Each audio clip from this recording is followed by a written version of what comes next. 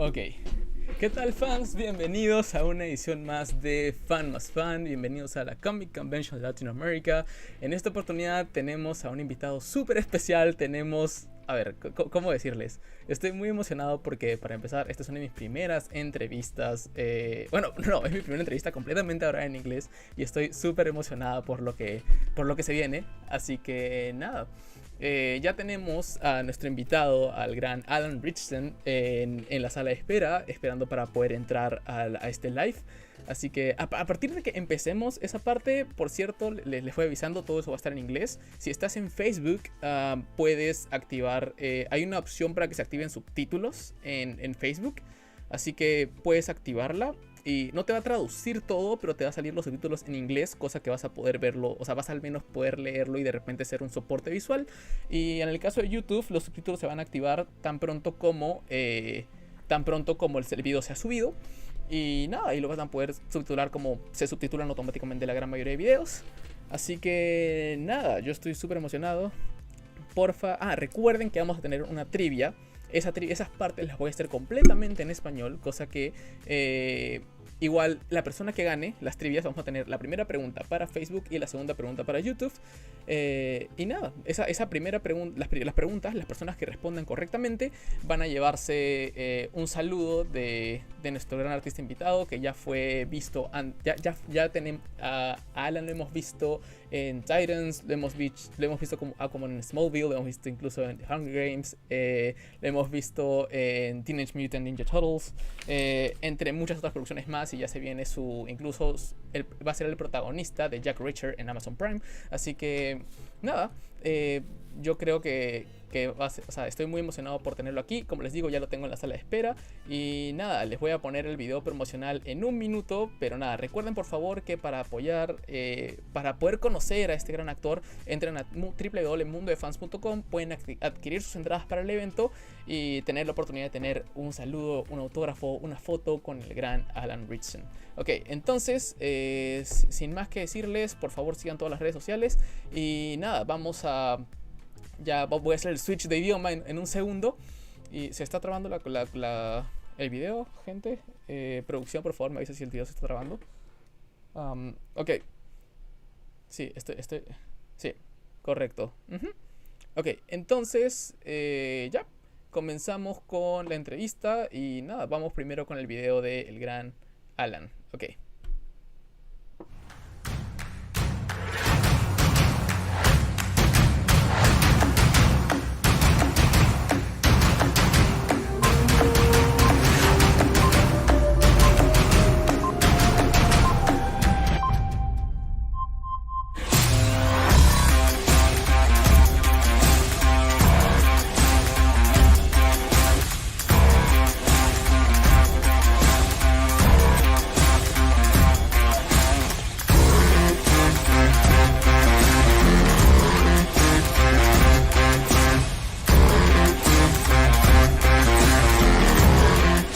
Hi, Alan Richardson here. I'm coming to Comic-Con Convention Latin America in November, Peru. Come by, say hi. I'm looking forward to meeting everybody there. I can't wait.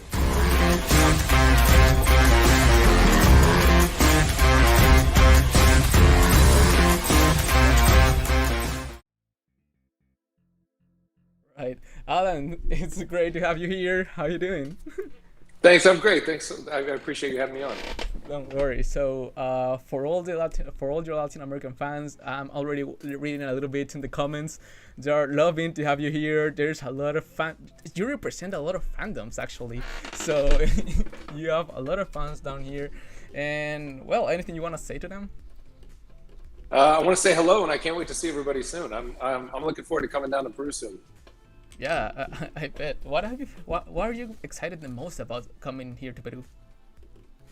I came to Peru a couple years ago. My wife and I hiked Machu Picchu, and we vacationed for a little while, and I just kind of fell in love. It's a beautiful part of the world, and I've always wanted to come back, and this is a long overdue trip down there for me. So I'm looking forward to it.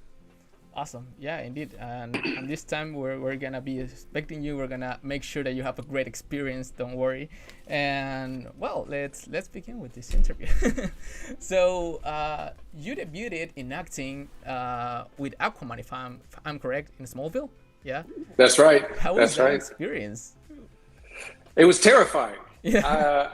It was my first job. I didn't know what I was doing, and I came in season 5 to a well-established show. Smallville had been on for a while, and there was a lot of pressure around that. And for somebody with no experience, I wasn't sure what I was getting into. But it was a well-oiled machine. I mean, that show had figured itself out, and Tom Welling and Michael Rosenbaum, everybody was so gracious and taught me a lot. So I learned a lot working on that show, and now I see Tom around and Rosenbaum around, and it's nice seeing how everybody's grown. And I've had a chance recently actually to thank Tom for the way he kind of looked out for me when I was just trying to figure out my footing. Oh my God, that's all right. So I think we're having a little delay right now in the transmission.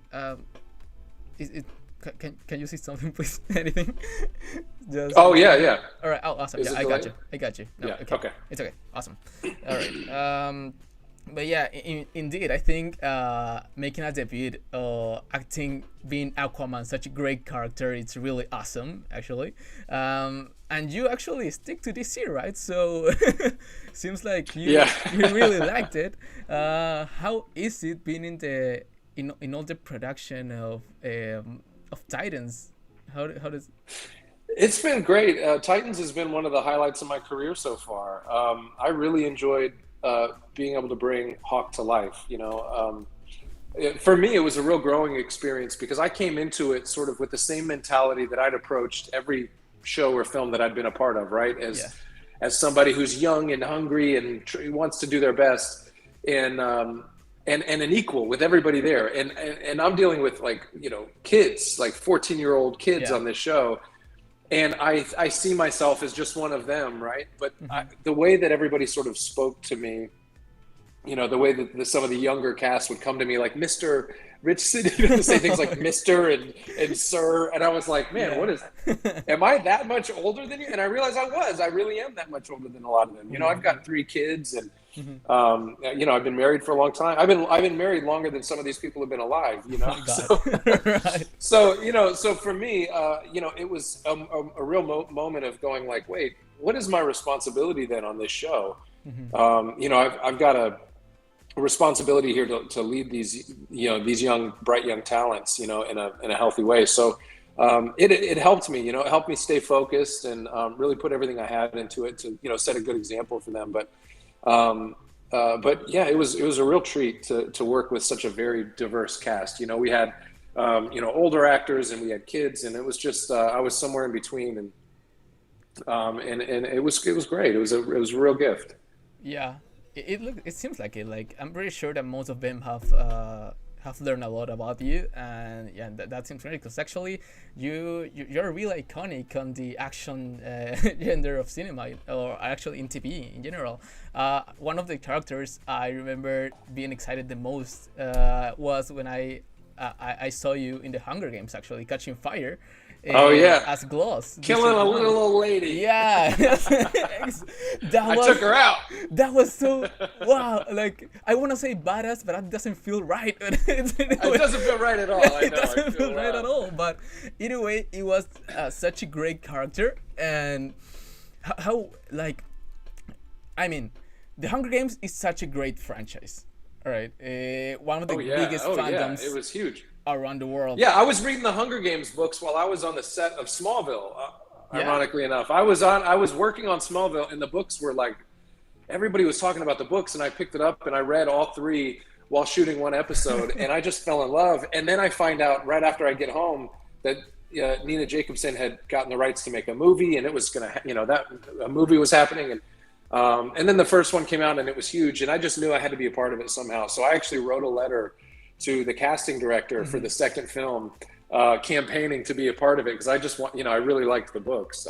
But yeah, that all started for me back in the Smallville days. Oh my god, yeah. The hunt for Hunger Games. Nice, and you got it. You got to. And I did, yeah. Close. I was very lucky to be a part of it. Yeah. There is this fun fact that I actually find out about while I was like making a little research. They said that the last name of Klaus is Richson because of you.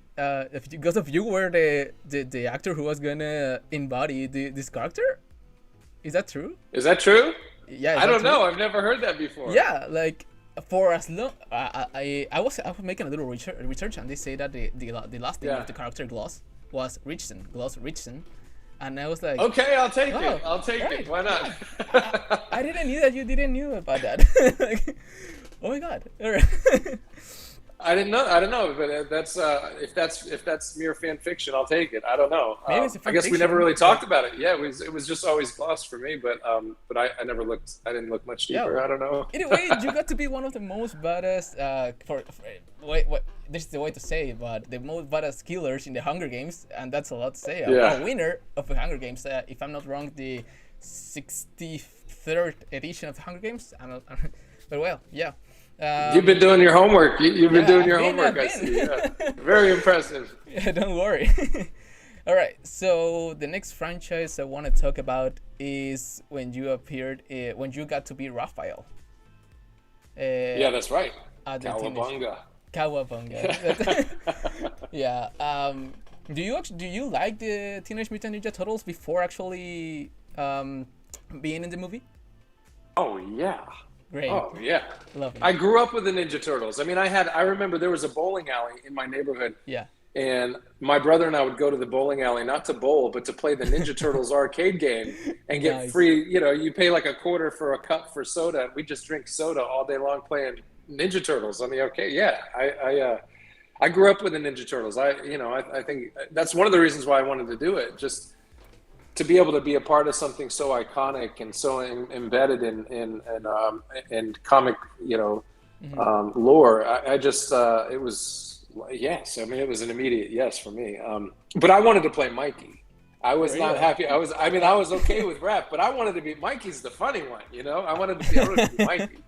I was about to ask which was your favorite turtle, but I think it's Mikey. Mikey, it's Mikey. There's only one answer. If anybody doesn't say Mikey, they're lying.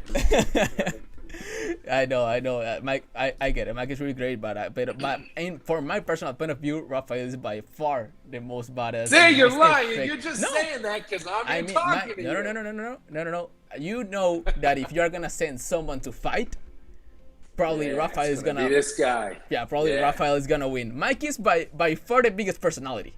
I get it. He's feisty. He's feisty, but he might twist an ankle or something. You know, he's just a little too. He's moving around too much. Yeah, exactly. All right, so it's time for us to make our first question of the night. All right. This part I'm gonna tell you what the question is. Either way, I'm gonna say it in Spanish just for the people to be able to answer to it. All right. Okay. So our first question is about Titans, actually. So it's not